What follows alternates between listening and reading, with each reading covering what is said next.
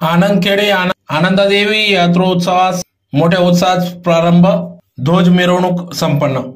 धुळे तालुक्यातील आनंदखेडे येथे आनंदादेवी यात्रेला आजपासून सुरुवात झाली। सलग 3 दिवस चालणाऱ्या या यात्रोत्सवासाठी आनंदखेडे तसेच सुट्रेपाडा दोन्ही गावांचा सहभाग असतो। यात्रेला जवळपास 174 वर्षांची परंपरा असून ध्वज मिरवणूक काढून वडाच्या झाडाला शेंड्यावर ध्वज चढवून या ठिकाणी या ध्वज परंपरा कायम चालू असून बोरीस नेर नंतर ही मोठी यात्रा म्हणून आनंदखेड्याच्या यात्रेकडे पाहिले जाते।